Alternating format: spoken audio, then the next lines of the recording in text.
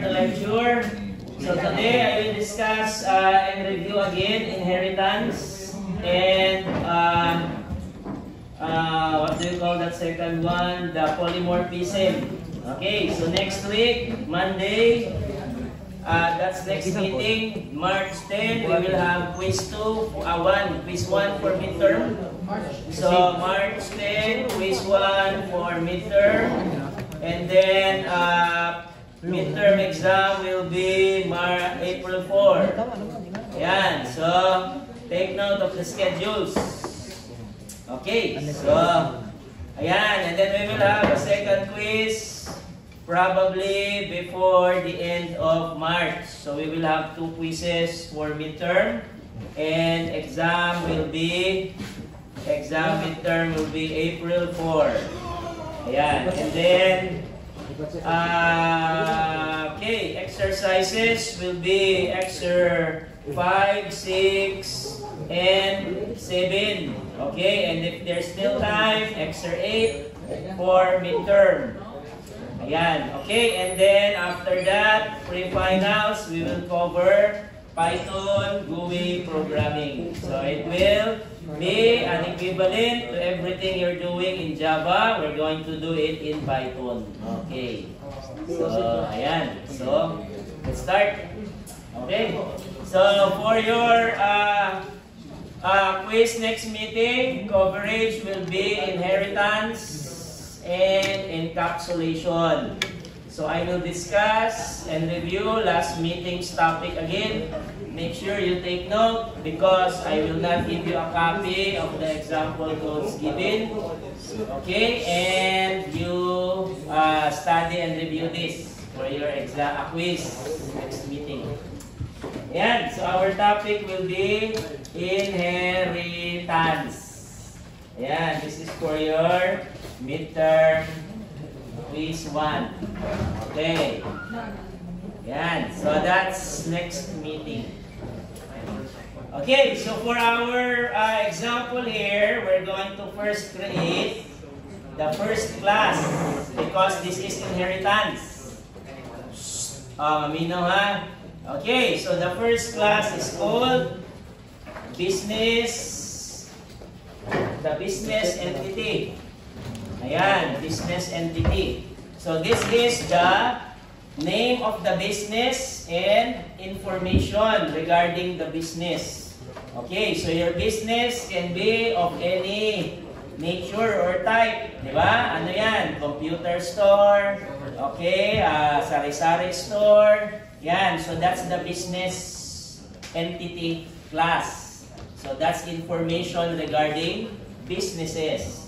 So what's the method, variables, and constructors for this class? We have the name of the business and information, contact number. The constructor, the following, name and contact info, same as the variables here. So you're just going to assign the parameter variables in the constructor and assign it to your global variable. Now, okay, and then we have the method display info, which will be called after. Ayan. Okay. Next is another class. Okay, this class will be called customer. Okay, same with your exercises. So this class, customer, is under business entity. Okay, why? Because if you have a customer, the customer will be purchasing or buying. Where?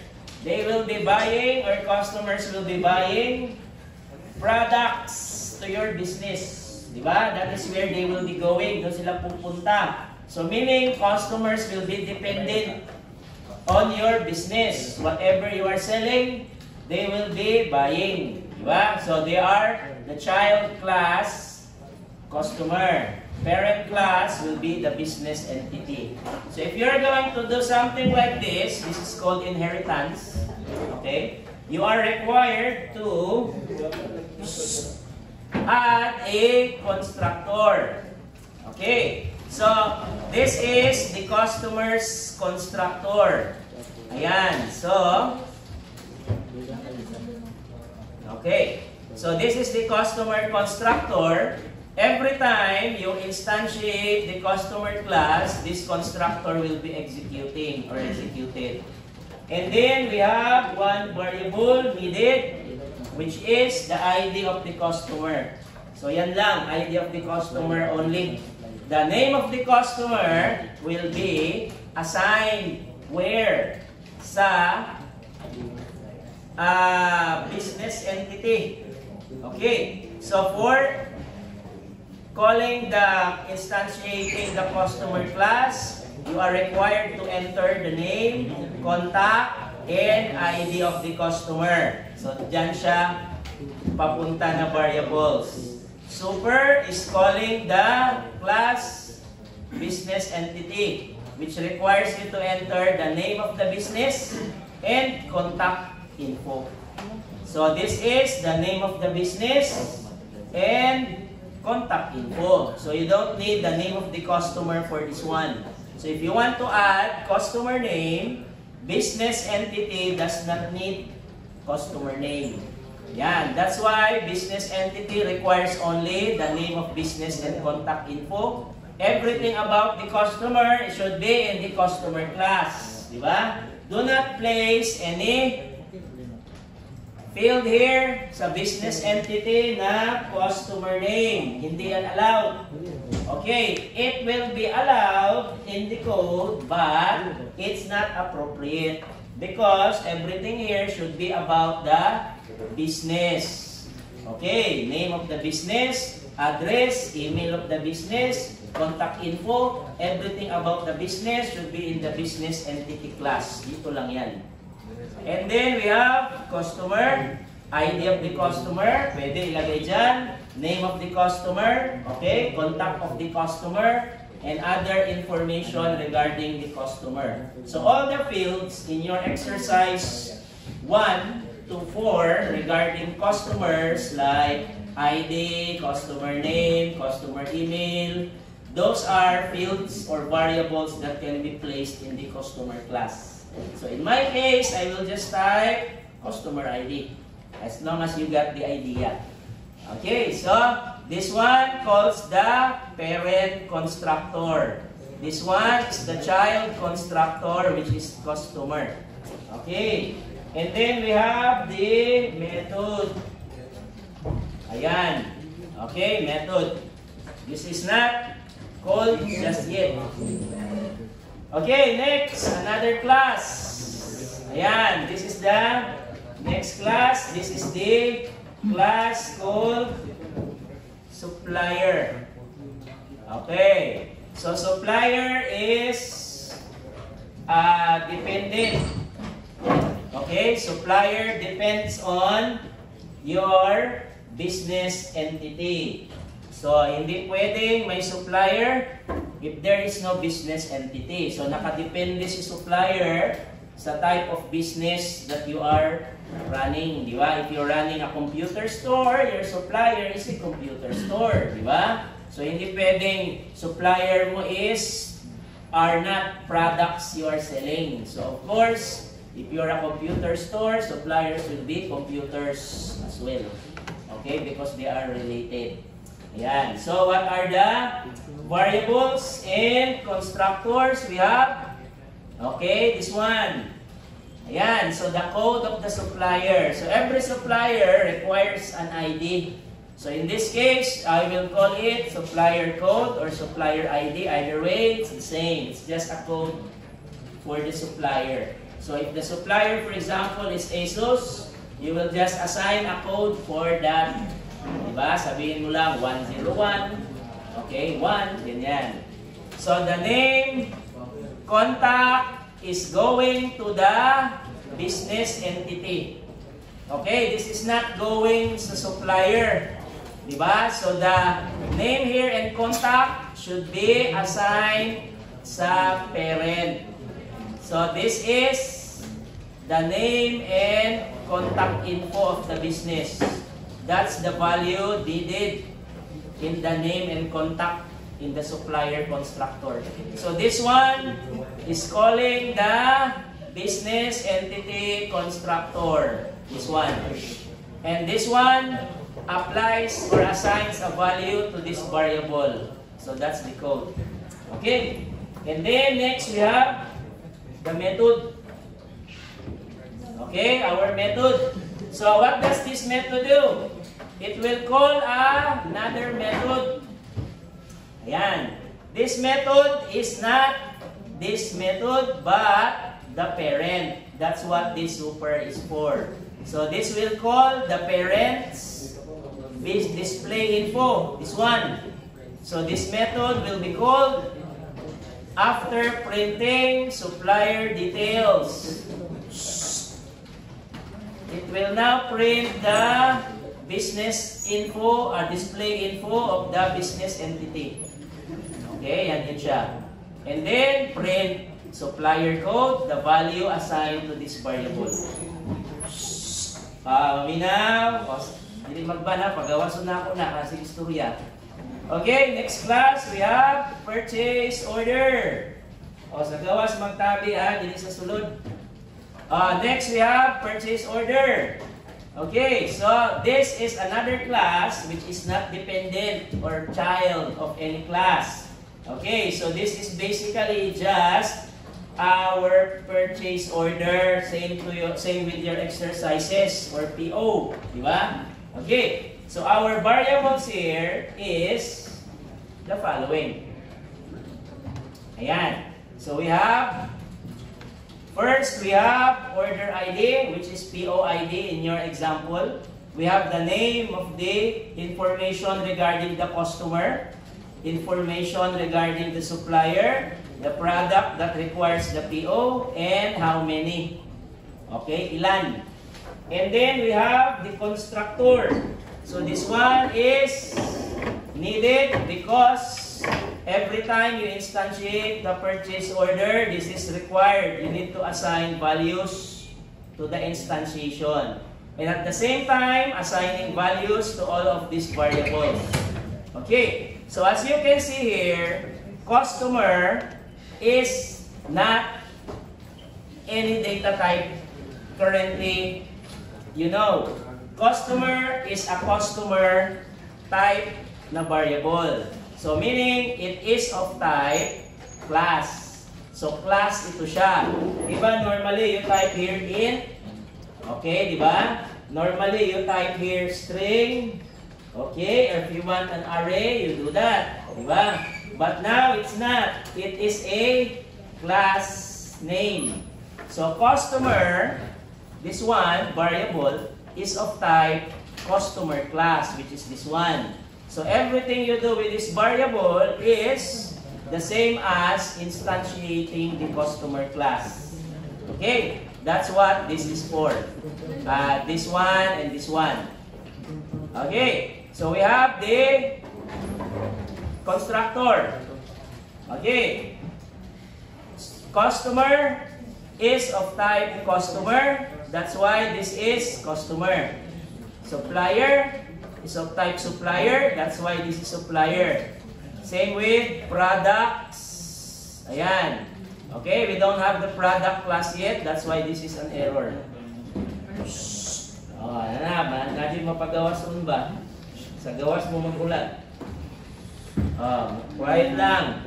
Okay, next we have the method and another one. So this method will be called somewhere in our program. But for now, it's not going to be used just yet.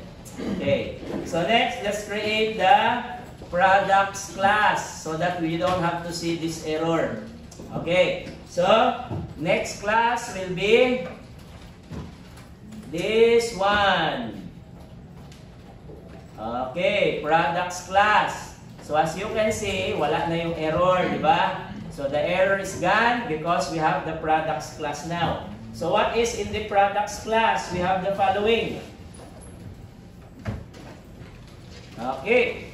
Ayan. So the name of the product, what product are you selling, and the price. Okay, how much? And then we have the constructor. Ayan. And there is no super. Pag walang super means this is not a child or a parent. This is just a class. So there's no inheritance. Yan, there's no inheritance happening. So same with what is happening in our what else? Purchase order, di ba? So purchase order is not a child or a parent. Okay, this is just a class. Yan, without any inheritance. Okay, next, another class na naman. So for your quiz next meeting, expect your code to have a lot of lines. Okay, that's why you need to know each classes, what's inside each class, because it will only ask you for one output. Okay, isa lang yung output na i-return yan. So in this case, we have another class. We will call this electronics. Ganyan. Electronics is a child of product. Ayan. Okay, ang question why? Every product you are selling has a category. Diba? So if you are a mall, diba? May mall ka. You have your dry goods. Diba? That's an expense of product. Okay, if you're a mall SM, you have what? Electronics like this one. Diba? Okay, you have mga appliances, di ba? You have furniture. So those are the type of products you are selling. Okay, so meaning it is a child of products. So what is inside the electronics class? We have the following. Okay, ayan. Okay, so variable, constructor, super is calling this class, assigning values to its constructor, and then assigning value to this variable, and then this method will be called after instantiating this class. Okay, ganyan. Alright, so I think, okay, we have a purchase order. Ayan, one more class I forgot. Okay, isa na lang. Ayan, this is called International Purchase Order. So, International Purchase Order is an extension of Purchase Order. Ayan, because Purchase Order can be local, di ba? You can buy products locally. Purchase Order yan. And then, your PO can be outside, di ba? States. So, meaning international. If it's international, there will be what? Import tax. Diba? May tax yan. Because you are importing products. So your purchase order will cost additional. Okay? May additional bayad. So what's the constructors and methods? It's the following. Ayan. So we have no need for this one. Okay, ayan. So we have constructor, calling the constructor in the parent, assigning the following values to the purchase order class. Ito yon, i-assign niya. And then we have methods. Okay. So, yan. Wala nang error. Alright, so let's proceed to the main class and generate instantiation and polymorphism. So this will be the first instantiation. Okay. Ayan. So we have the following. Call an instance, call the class customer. Okay, ayan. Name, contact, ID. Ito yon, the name, contact, and ID. Ayan, okay. Next, we have the supplier. So, customer is under sa business entity. Diba? So, meaning, business entity will be given the following values, name and contact. So, this name and contact is also assigned to the name and contact info here in business entity because they are related. Diba? And for the suppliers, we have the following values. Ito. Okay. So, the name and contact. So, name and contact will now be changed to tech and sales@tech.com. So, we have two instances assigning different values to the name and contact info variable. Okay, next. Question so far? Nasabtan ha. Make sure kay sa quiz, zero na po. Zero na po magbalik next semester.